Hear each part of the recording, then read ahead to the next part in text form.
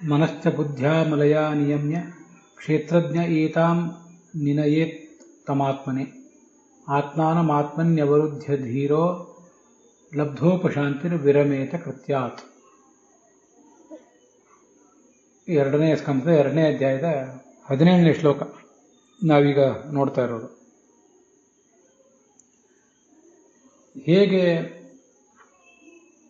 ಸಾಧಕನಾದವನು ತನ್ನ ದೇಹವನ್ನು ಬಿಟ್ಟು ಹೋಗುವ ಸಂದರ್ಭದಲ್ಲಿ ಸಾಧನೆ ಮಾಡಬೇಕು ಅನ್ನೋದನ್ನೆಲ್ಲ ನಾವೀಗ ನೋಡ್ಲಿಕ್ಕೆ ತೊಡಗಿದ್ದೀವಿ 16ನೇ ಶ್ಲೋಕದಿಂದ ಆರಂಭಿಸಿ.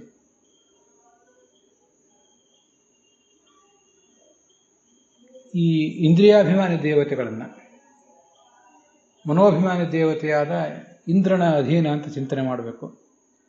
ಅಥವಾ ಎಲ್ಲ ಇಂದ್ರಿಯಾಭಿಮಾನಿ ದೇವತೆಗಳು, ಅದರಲ್ಲಿ ಇಂದ್ರನೂ ಸೇರ್ತಾನೆ, ಅವರೆಲ್ಲರನ್ನೂ ಮನೋಭಿಮಾನಿಯಾದ ರುದ್ರನ ಅಧೀನ ಅಂತ ಚಿಂತನೆ ಮಾಡಬೇಕು ಅಂತ ಹೀಗೆ 2 ಥರದ ವ್ಯಾಖ್ಯಾನಗಳನ್ನು ಈ ಹಿಂದೆ ನೋಡಿದ್ದೇವೆ. ವಿಜಯಧ್ವಜರ ವ್ಯಾಖ್ಯಾನಕ್ಕನುಸಾರವಾಗಿ ಮೊಟ್ಟ ಮೊದಲು ನಮ್ಮ ಮನಸ್ಸಿನಿಂದ ಎಲ್ಲ ಇಂದ್ರಿಯಗಳನ್ನು ನಿಗ್ರಹಿಸ್ಕೋಬೇಕು. ಇಂದ್ರಿಯಗಳು ಬಹಿರ್ಮುಖ ಆಗದಂತೆ ಅದನ್ನು ತಡೆ ಹಿಡಿಬೇಕು. ಅದಾದ ಮೇಲೆ ಪ್ರಾಣಾಯಾಮ ಮಾಡಬೇಕು, ಪ್ರಾಣನ ಅನುಗ್ರಹ ಸಂಪಾದನೆ ಮಾಡಬೇಕು. ಇದಾದ ಮೇಲೆ ಇಂದ್ರಿಯಾಭಿಮಾನಿ ದೇವತೆಗಳೆಲ್ಲರೂ ಮನೋಭಿಮಾನಿಯಾದ ರುದ್ರನ ಅಧೀನ ಅಂತ ಚಿಂತನೆ ಮಾಡಬೇಕು. ಇಷ್ಟು ಬಂದಿದೆ. ಸ್ವಲ್ಪ ವ್ಯತ್ಯಾಸ ಇದೆ ಯಾದವಾರ್ಯರ ವ್ಯಾಖ್ಯಾನಕ್ಕೂ ವಿಜಯಧ್ವಜರ ವ್ಯಾಖ್ಯಾನಕ್ಕೂ. ಇಂದ್ರಿಯಾಭಿಮಾನಿ ದೇವತೆಗಳೆಲ್ಲರೂ ಕೂಡ ಮನೋಭಿಮಾನಿಯಾದ ಇಂದ್ರನ ಅಧೀನದಂತ ಚಿಂತನೆ ಮಾಡಬೇಕು ಅಂತ ಒಂದು ಕಡೆ ಬಂದಿದೆ. ರುದ್ರ ಮನೋಭಿಮಾನಿ ಹೌದು, ಇಂದ್ರನೂ ಮನೋಭಿಮಾನಿ, ಸ್ಥೂಲ ಮನಸ್ಸಿನ ಅಭಿಮಾನಿ. ಆದ್ದರಿಂದ ಈ ಥರದ 2 ವ್ಯಾಖ್ಯಾನಗಳ ಸಾಧ್ಯತೆ ಕಂಡು ಬಂತು. ಸರಿ, ಮುಂದೆ ಏನು ಮಾಡಬೇಕು?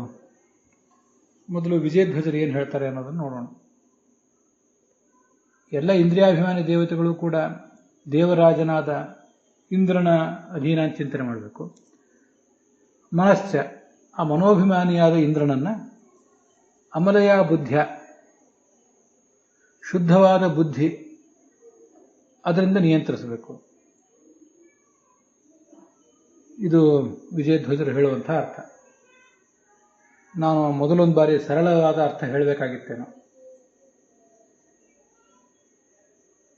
ರುದ್ರನನ್ನ ಬುದ್ಧಿಭಿಮಾನಿ ಸರಸ್ವತೀ ದೇವಿಯ ವಶ ಅಂತನೂ, ಸರಸ್ವತಿಯನ್ನ ಬ್ರಹ್ಮಲಕ್ಷ್ಮೀ ದ್ವಾರ ಜೀವಾಂತರ್ಯಾಮಿಯಾದ ವಿಷ್ಣುವಿನ ವಶ ಅಂತನೂ, ಜೀವಾಂತರ್ಯಾಮಿಯಾದ ವಿಷ್ಣುವಿನ ರೂಪವನ್ನು ದೇಹಾಂತರ್ಯಾಮಿಯಾದ ವಿಷ್ಣುವಿನ ರೂಪದಲ್ಲೇ ಏಕೀಭೂತ ಅಂತ ಚಿಂತನೆ ಮಾಡಬೇಕು.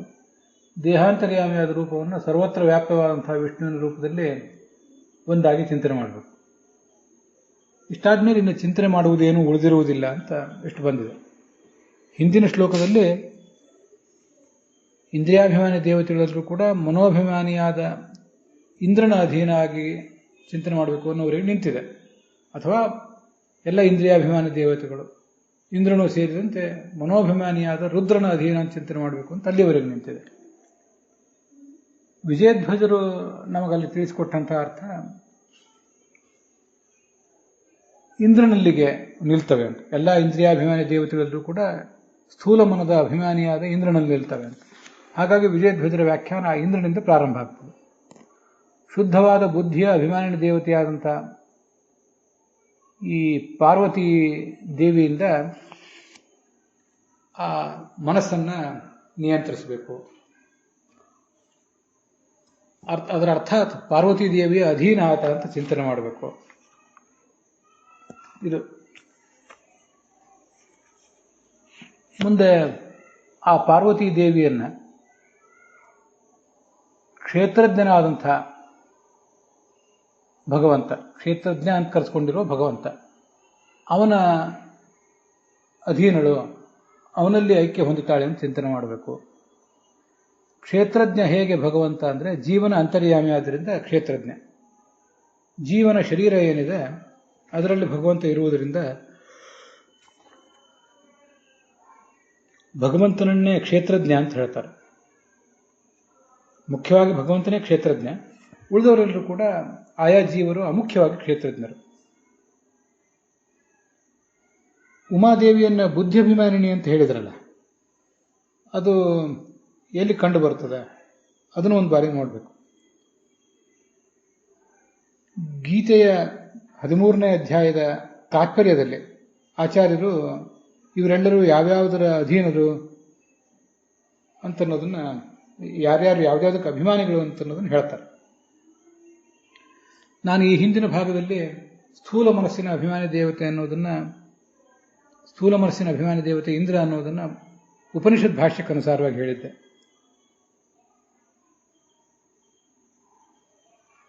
ಈ ಗೀತಾ ತಾತ್ಪರ್ಯವೂ ಕೂಡ ಈ 27ನೇ ಶ್ಲೋಕದ ನಂತರ ಬರುವ ಗೀತಾ ತಾತ್ಪರ್ಯ, ಕ್ಷೇತ್ರಜ್ಞ, ಕ್ಷೇತ್ರ, ಇದ್ರ ಬಗ್ಗೆ ಎಲ್ಲ ಅಲ್ಲಿ ಬರ್ತದೆ. ಯಾವತ್ ಸಂಜಾಯತೆ ಕಿಂಚಿತ್ ಸತ್ವಂ ಸ್ಥಾವರ ಜಂಗಮಂ ಕ್ಷೇತ್ರ ಕ್ಷೇತ್ರಜ್ಞ ಸಂಯೋಗ ತದ್ವಿದ್ಯೆ ಭರತರ್ಷಭ. ಈ ಜಗತ್ತಿನಲ್ಲಿ ಹುಟ್ಟುವ ಎಲ್ಲಾ ಜೀವರು ಕೂಡ ಕ್ಷೇತ್ರ ಮತ್ತು ಕ್ಷೇತ್ರಜ್ಞ ಇವರಿಬ್ಬರ ಸಂಯೋಗದಿಂದ ಹುಟ್ಟಿದ್ದಾರೆ ಅಂತಿಷ್ಟು ಬಂದಿದೆ.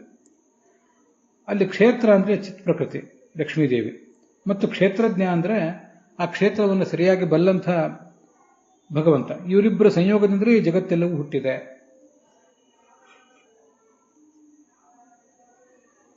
ಅಂತ ಶ್ಲೋಕ ಇದೆ. ಅಲ್ಲಿ ತಾತ್ಪರ್ಯ ಈ ಥರ ಇದೆ.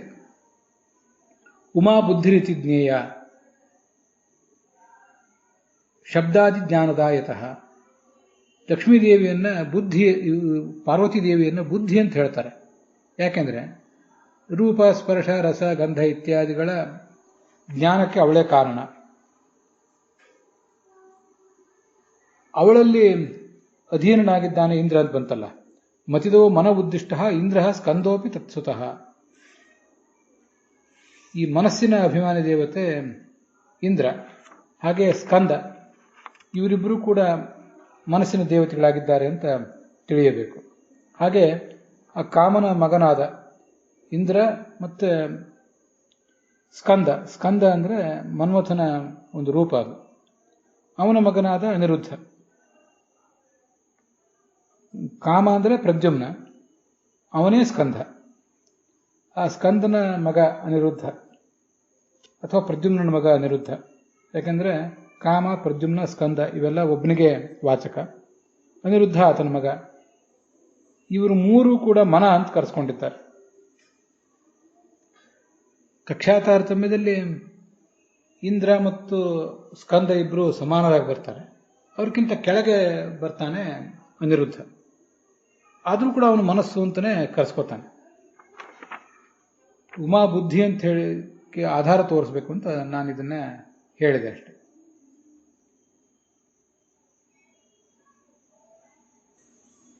ಇಂದ್ರಿಯಾಭಿಮಾನಿ ದೇವತೆಗಳು ಉಳಿದವರು ಅಂತ ಬಂತಲ್ಲ, ಅಲ್ಲೇ ಉಳಿದ ದೇವತೆಗಳ ಬಗ್ಗೆನೂ ಕೂಡ ಹೇಳಿದ್ದಾರೆ. ಕಾಟಕೋಪನಿಷತ್ನಲ್ಲೂ ಅದು ಬಂದಿದೆ. ಸೋಮ ವಿತ್ತಪ ಸೂರ್ಯಾಪ್ಪಾಹ ಅಶ್ವಗ್ನೀಂದ್ರೇಂದ್ರ ನಾಮಕಾಹ ಯಮೋ ತಕ್ಷಶ್ಚ ಇಂದ್ರಿಯೇಶಾಹ. ಸೋಮ ಅಂದ್ರೆ ಚಂದ್ರ, ವಿತ್ತಪ ಅಂದ್ರೆ ಕುಬೇರ, ಸೂರ್ಯ ಅಂದ್ರೆ ಗೊತ್ತಿದ್ದೇ ಇದೆ, ಅಪ್ಪ ಅಂದ್ರೆ ವರುಣ, ಅಗ್ನಿ ಅಗ್ನಿದೇವತೆ, ಅಶ್ವಿನಿ ದೇವತೆಗಳು, ಇಂದ್ರನು ಕೂಡ ಅವನೂ ಒಬ್ಬ ಇಂದ್ರಿಯದ ದೇವತೆ, ಸ್ಥೂಲ ಮನಸ್ಸಿನ ದೇವತೆಯೂ ಹೌದು. ಆತ ಈ ದಕ್ಷಿಣ ಹಸ್ತದ ಅಭಿಮಾನಿ ದೇವತೆಯೂ ಹೌದು, ನಮ್ಮ ಕೈಯ ಅಭಿಮಾನಿ ದೇವತೆ ಅವನು. ಹೀಗೆ ಇಂದ್ರಿಯಾಭಿಮಾನಿ ದೇವತೆಗಳಾದಂಥ ಒಂದು ಗಣ ಏನಿದೆ, ಅವರಿಗೂ ಮನೋಭಿಮಾನಿಗಳಾದ ಗರುಡಶೇಷ ರುದ್ರರಿಗೂ ನಡುವೆ ಇರುವಂಥವನು ಈ ಇಂದ್ರ.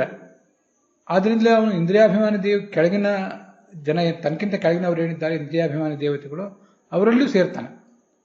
ಅವನು ನಮ್ಮ ಹಸ್ತದ ಅಭಿಮಾನಿ ದೇವತೆ. ಮತ್ತೆ ಸ್ಥೂಲ ಮನಸ್ಸಿನ ದೇವತೆ ಆದ್ರಿಂದ ಮನಸ್ಸಿನ ಅಭಿಮಾನಿ ದೇವತೆಗಳಲ್ಲೂ ಅವನು ಸೇರ್ತಾನೆ. ಹೀಗೆ ಮನಸ್ಸಿಗೂ ಇಂದ್ರಿಯಗಳಿಗೂ ಕೊಂಡಿಯಾಗಿ ಕೆಲಸ ಮಾಡ್ತದೆ ಈ ಇಂದ್ರ ಅನ್ನೋ ತತ್ವ. ಚಂದ್ರ ಶ್ರೋತ್ರೇಂದ್ರಿಯದ ಅಭಿಮಾನಿ. ವಾಯುಪುತ್ರನಾದ ಪ್ರವಾಹ ಅವನು ಸ್ಪರ್ಶ ಅಂತ ಕರೆಸ್ಕೊಂಡಿದ್ದಾನೆ. ಅವನಿಲ್ಲಿ ನಾವು ಇಂದ್ರಿಯಗಳ ಬಗ್ಗೆ ಹೇಳ್ತಿರೋದ್ರಿಂದ ಅವನೇನು ಬೇಡ, ಆದರೆ ಆ ಗೀತಾ ತಾತ್ಪರ್ಯದಲ್ಲಿ ಅದು ಬಂದಿದ್ದರಿಂದ ಹೇಳಿದೆ.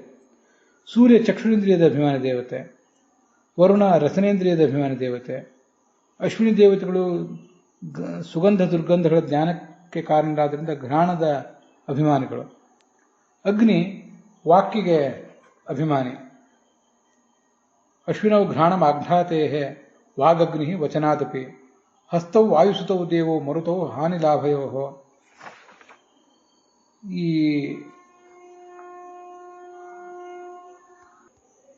ವಾಯುವಿನ ಪುತ್ರರು ಹಸ್ತದ ಅಭಿಮಾನಿಗಳು, ಶಚಿ ಪುತ್ರರಾದಂಥ ಯಜ್ಞ ಮತ್ತು ಶಂಭುಗಳು ಇವರೇ ಪಾದದ ದೇವತೆಗಳು.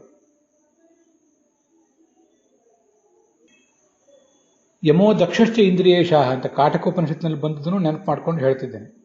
ಯಮ ಮತ್ತು ದಕ್ಷ ಅವರು ಕೂಡ ಇಂದ್ರಿಯದ ಅಭಿಮಾನಿ ದೇವತೆಗಳು.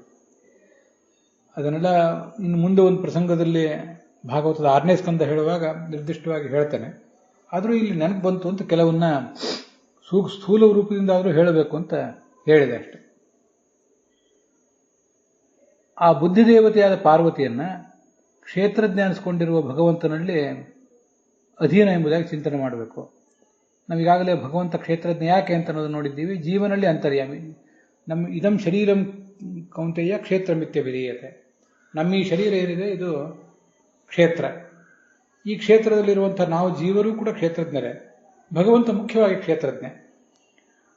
ಲಕ್ಷ್ಮೀದೇವಿಯನ್ನು ಕೂಡ ಕ್ಷೇತ್ರಜ್ಞರು ಅಂತ ಕ್ಷೇತ್ರ ಅಂತಲೇ ಹೇಳ್ತಾರೆ.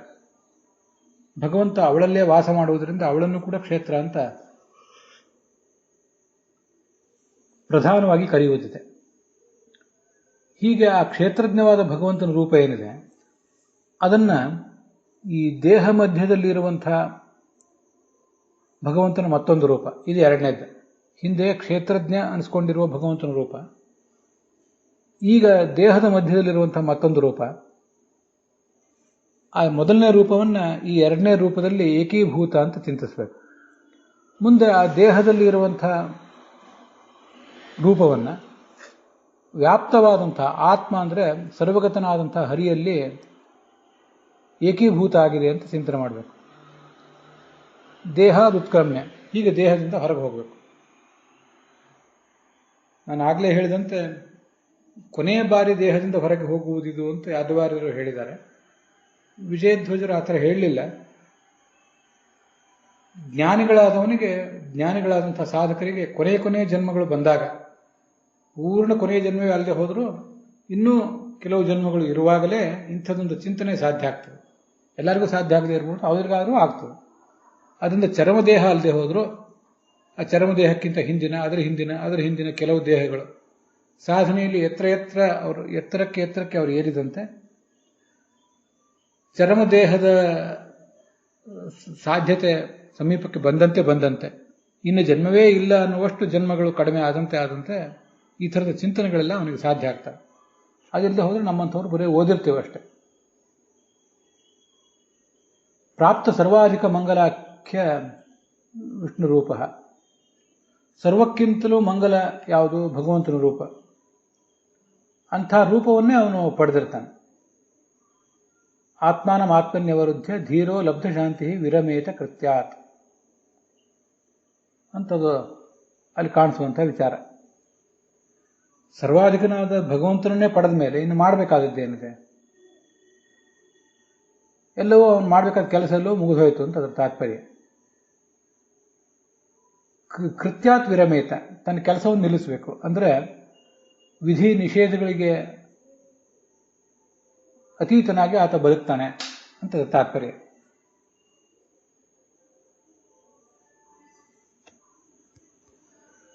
ಹೀಗೆ ಮನೋಭಿಮಾನಿಯಾದ ಇಂದ್ರನನ್ನ ಪಾರ್ವತಿಯ ಅಧೀನ ಚಿಂತನೆ ಮಾಡಬೇಕು ಅಂತ ಹೇಳಿ ಆದಮೇಲೆ ಮುಂದಿನ ಅರ್ಥ ಹೇಳ್ತಾರೆ ವಿಜಯಧ್ವಜರು.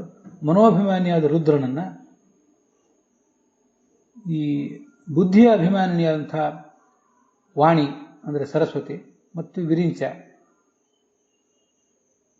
ಬುದ್ಧಿಯ ಅಭಿಮಾನಿನಿಯಾದವಳು ಸರಸ್ವತಿ, ಅವಳ ಅಧೀನ ಅಂತಲೂ, ಚತುರ್ಮುಖ ಬ್ರಹ್ಮನ ಅಧೀನ ಅಂತಲೂ ಈ ರುದ್ರನನ್ನ, ಹಾಗೆ ಲಕ್ಷ್ಮಿಯ ಅಧೀನ ಅಂತಲೂ ಈ ಮೂರು ದ್ವಾರಗಳು.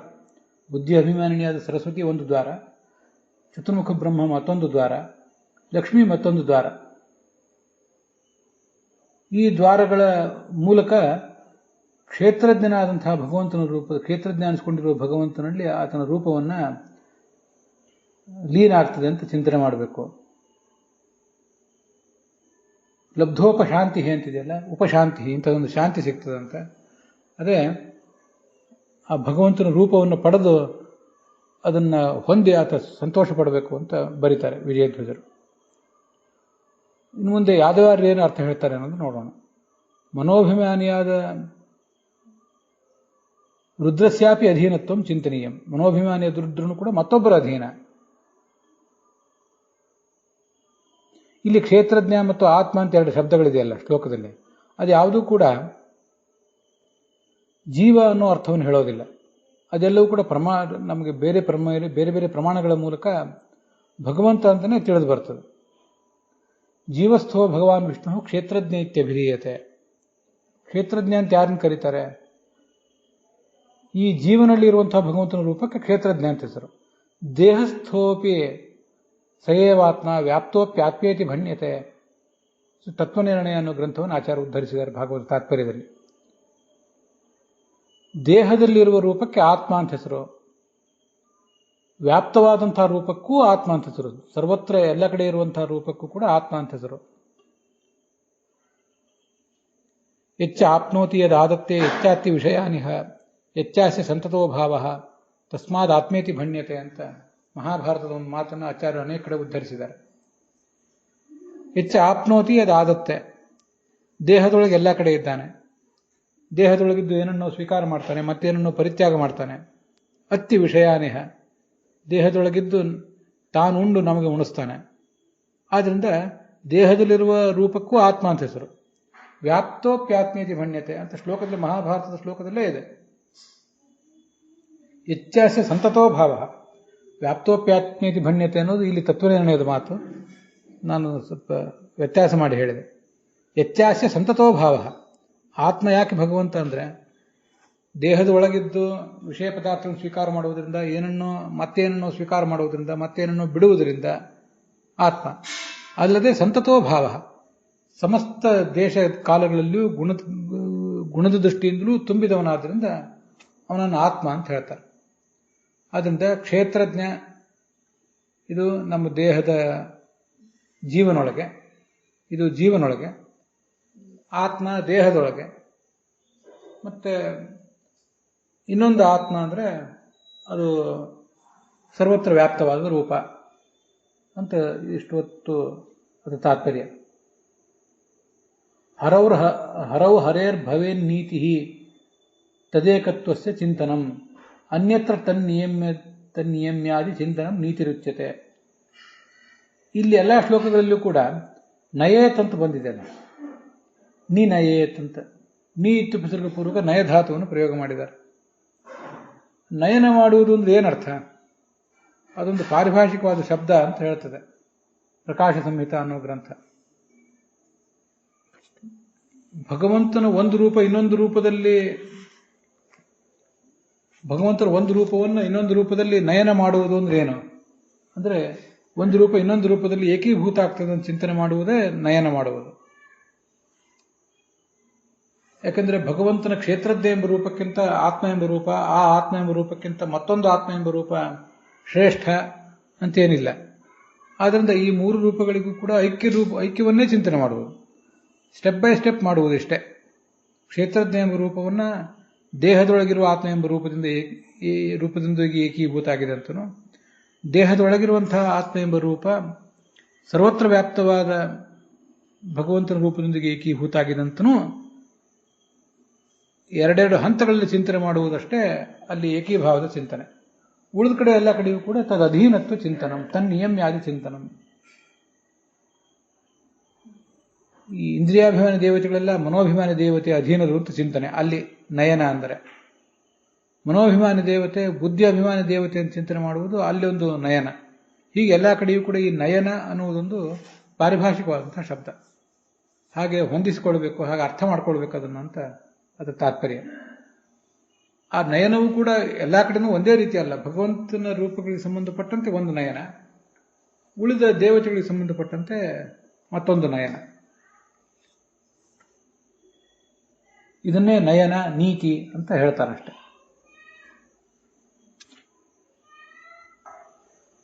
ಅಮಲಯ ಬುದ್ಧಿಯ ಅಂತಿದೆಯಲ್ಲ, ಶುದ್ಧವಾದ ಬುದ್ಧಿಯ ಅಭಿಮಾನಿನ ದೇವತೆ ಅಂತ. ಅದು ಯಾರು? ಯಾದವಾರು ಹೇಳ್ತಾರೆ ಸರಸ್ವತಿ. ಶುದ್ಧವಾದ ಬುದ್ಧಿಯ ಅಭಿಮಾನಿನ ದೇವತೆ ಸರಸ್ವತಿ ಮತ್ತು ಭಾರತೀಯರು.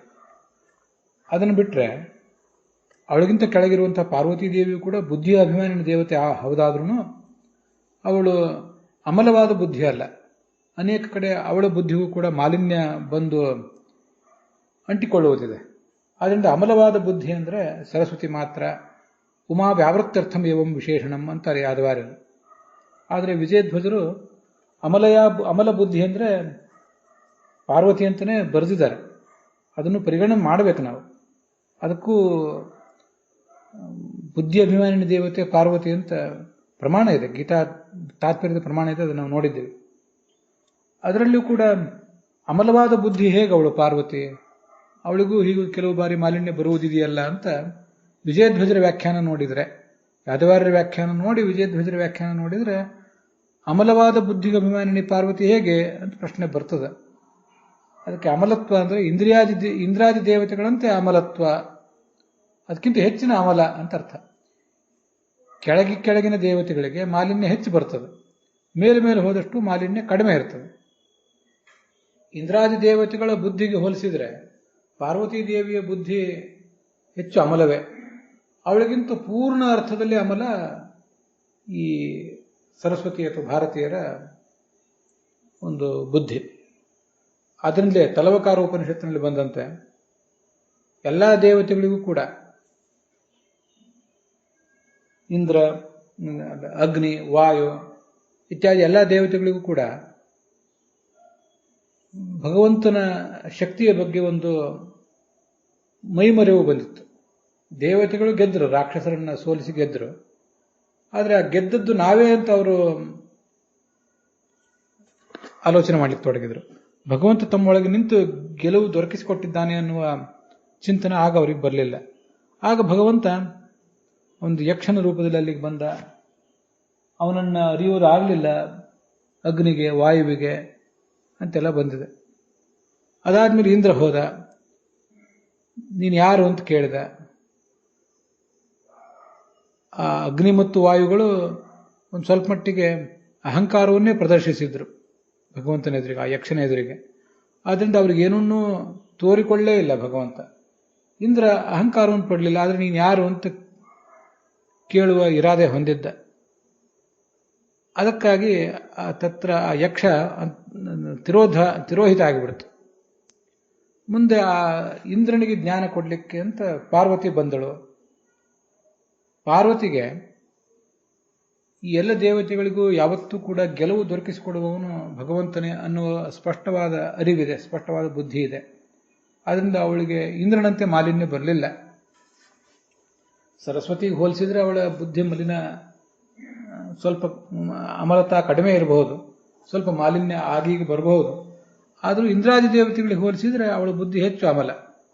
ಆದ್ದರಿಂದ ವಿಜಯಧ್ವಜರ ವ್ಯಾಖ್ಯಾನವನ್ನು ಅಲ್ಲಿ ಇಟ್ಕೊಂಡ್ರೆ ಭಾಗವತದ ಶ್ಲೋಕಗಳಿಗೆ, ಭಾಗವತ ತಾತ್ಪರ್ಯದ ಶ್ಲೋಕಗಳಿಗೂ ಕೂಡ ಎರಡೆರಡು ಹಂತದ ಅರ್ಥಗಳಿರುವುದರಿಂದ ವಿಜಯಧ್ವಜರು ಹೇಳಿದ ಅರ್ಥ ತಪ್ಪೇನಲ್ಲ. ನಮಗೆ ಹೆಚ್ಚಿನ ಮಾಹಿತಿಗಳು ಸಿಗ್ತವೆ ಅದರಿಂದ. ವಿರಮೇತ ಅಂತಾರಲ್ಲ ಯಾದವಾರ್ಯರು, ಅದಕ್ಕೆ ಅವ್ರ ಅರ್ಥ ಬರೆಯೋ ಹೀಗಿದೆ: ತದುತ್ತಮಸ್ಯ ಚಿಂತನ ರೂಪಾದ್ ವಿರಮೇತ. ಈ ಭಗವಂತನಿಗಿಂತ ಉತ್ತಮ ಇದ್ದಾನೆ ಅನ್ನುವ ಚಿಂತನದಿಂದ ದೂರ ಇರಬೇಕು. ಯಾಕೆಂದ್ರೆ ಅವನಿಗಿಂತ ಉತ್ತಮನಾದವನು ಇಲ್ಲ ಅಂತ ಅದರ ಅಭಿಪ್ರಾಯ.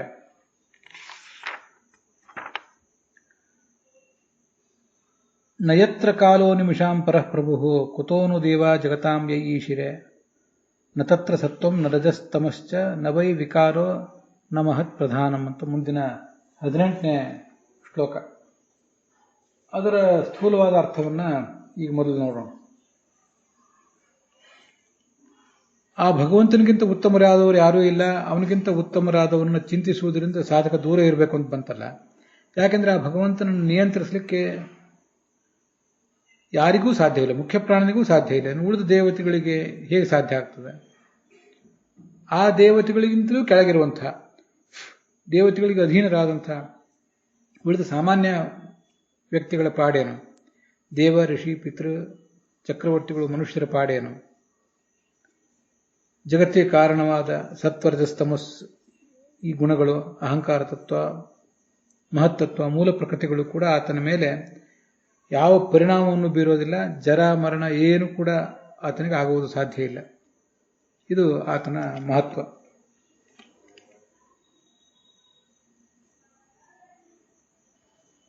ಜ್ಞಾನಿ ಆದವನು ಹೀಗೆ ಉತ್ಕ್ರಮಣ ಮಾಡ್ತಾನೆ. ಉತ್ಕ್ರಾಂತ ಅಂತ ಇಲ್ಲಿ ಶಬ್ದ ಪ್ರಯೋಗ ಮಾಡಿದ್ದಾರೆ ವಿಜಯಧ್ವಜರು.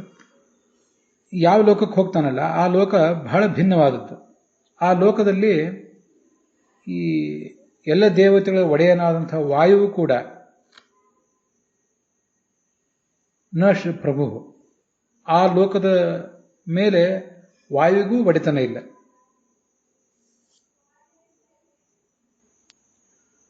ಆ ಜಗತ್ತಿನಲ್ಲಿ, ಆ ಲೋಕದಲ್ಲಿ ಸತ್ವ ರಜಸ್ತಮಸ್ ಅನ್ನುವ 3 ಗುಣಗಳಿಗೆ ಯಾವುದೇ ಅವಕಾಶವೇ ಇಲ್ಲ.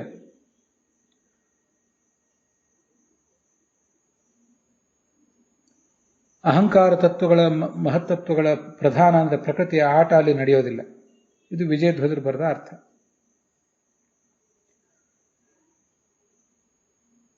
ಯಾದವಾರರ ಅರ್ಥ ಬರೀತಾರೆ, ಯತ್ರ ಅತ್ರ ಕಾಲಸ್ಯ ಅನಿಮಿಷಾಂಪರಃ ಪ್ರಭುರಿತಿ ಸರ್ವದೇವೋತ್ತಮತ್ವಂ ಉಚ್ಯತೆ.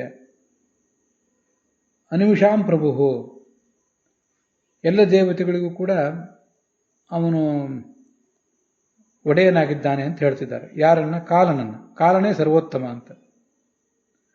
ನಾವು ನೋಡುವಂತಹ ಜಡವಾದ ಕಾಲವನ್ನು ತಗೊಂಡ್ರೆ ಅದು ಹೇಗೆ ಸರ್ವದೇವತೆಗಳಿಗೂ ಒಡೆಯನಾಗೋದು? ಆದ್ದರಿಂದ ಕಾಲ ಅಂದರೆ ಇಲ್ಲಿ ಮೊದಲು ಮುಖ್ಯ ಪ್ರಾಣ ಅಂತ ತಿಳ್ಕೊಳ್ಬೇಕು. ಮುಖ್ಯ ಪ್ರಾಣನ ಕಾಲಶಬ್ದ ವಾಚ್ಯ ಅಂತ ಹೇಳುವುದು ಹೇಗೆ?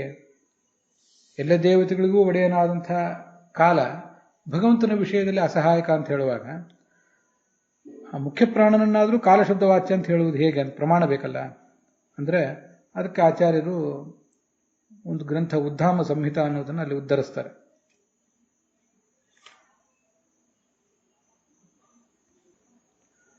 ಹರಿಶ್ಚ ಪ್ರಕೃತಿಶ್ಚೈವ. ಕಾಲಶಬ್ದ ವಾಚ್ಯರಾದವರು ಯಾರ್ಯಾರು ಅಂದರೆ ಭಗವಂತ, ಪ್ರಕೃತಿ ಅಂದರೆ ಲಕ್ಷ್ಮೀದೇವಿ ದುರ್ಗಾದೇವಿ, ಬ್ರಹ್ಮವಾಯುಗಳು, ಹಾಗೆ ಸುಪರ್ಣ ಅಂದರೆ ಗರುಡ, ಶೇಷ ರುದ್ರ, ಶಕ್ರ ಅಂದರೆ ಇಂದ್ರ, ಸೂರ್ಯ ಮತ್ತು ಯಮ, ಹಾಗೆ ಅಗ್ನಿ ಯಮಾನುಜಶ್ಚೈವ.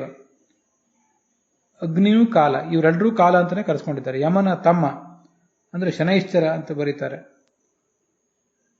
ಯಾದವಾರರು. ಯಮಾನುಜ ಅಂತ ಬಂತಲ್ಲ, ಯಮನ ತಮ್ಮ ಮೃತ್ಯು ಅಂತ ಒಬ್ಬ ಇದ್ದಾನೆ. ಅವನು ಕೂಡ ಕಾಲ ಆಗುವ ಸಾಧ್ಯತೆ ಇದೆ. ಕೆಲವರು ಹಾಗೆ ವ್ಯಾಖ್ಯಾನ ಮಾಡುವ ಸಾಧ್ಯತೆ ಇದೆ. ಹಾಗೆಲ್ಲೂ ನನಗೆ ಓದಿದ ನೆನಪಿದೆ. ಅದಕ್ಕಾಗಿ ಯಾದವಾರ ಹೇಳ್ತಾರೆ ಯಮನ ತಮ್ಮ ಅಂದ್ರೆ ಶನಿ, ಅವನು ಕಾಲ ಅಂತ.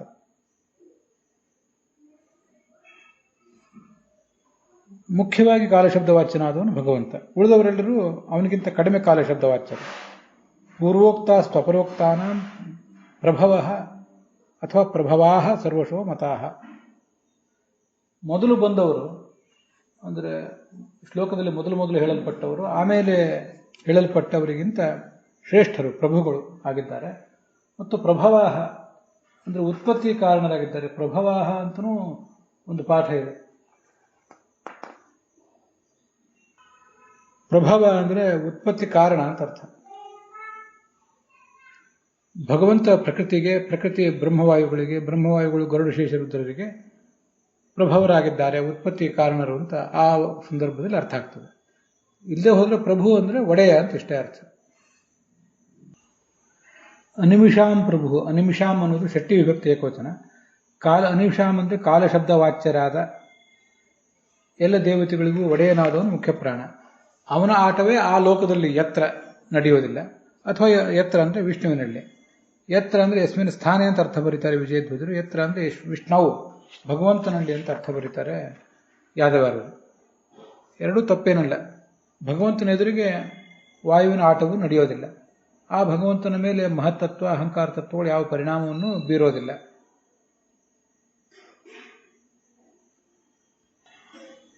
ಭಗವಂತ ಯಾಕೆ ಕಾಲ ಅನ್ನೋದನ್ನು ಗೀತಾ ಪ್ರಸ್ಥಾನದಲ್ಲಿ ಮತ್ತು ಈ ಭಾಗವತ ತಾತ್ಪರ್ಯದಲ್ಲಿ ಒಂದು 2-3 ಕಡೆ ಹೇಳಿದ್ದಾರೆ. ಕಾಲ ಕಲಿತ ಸಂಪೂರ್ಣ ಸದ್ಗುಣತ್ವ ಜನಾರ್ದನ, ಸಕಲ ಸದ್ಗುಣ ಪರಿಪೂರ್ಣ ಆದ್ದರಿಂದ ಭಗವಂತನನ್ನು ಕಾಲ ಅನ್ಬೇಕು. ಮತ್ತು ಸಂಹಾರಾತ್ ಸರ್ವವಿದ್ವಾತ್ವ ಸರ್ವವಿದ್ರಾವಣೇನವ, ಸರ್ವಜ್ಞಾದ್ದರಿಂದ ಎಲ್ಲರನ್ನು ಸದೆ ಬಡಿಯಬಲ್ಲ ಶಕ್ತಿ ಇರುವುದರಿಂದ ಅವನನ್ನು ಕಾಲ ಅಂತ ಹೇಳ್ತಾರೆ ಅಂತ ಈ ಅಭಿಪ್ರಾಯ ಬೇರೆ ಬೇರೆ ಕಡೆ ಬಂದಿದೆ. ಇಲ್ಲಿ ಕಾಲ ಶಬ್ದದ ಅರ್ಥ ಬರಲಿಲ್ಲ, ಕಾಲ ಅಂದರೆ ಯಾರ್ಯಾರು ಅಂತ ಬಂದಿದೆ. ಅರ್ಥವನ್ನು ಹೀಗೆ ಬೇರೆ ಕಡೆಯಿಂದ ನಾವು ತಗೊಳ್ಬೇಕು. ಅದರ ಜೊತೆಗೆ ಈ ಭಾಗ ಸಮಾಪ್ತವಾಗಿದೆ.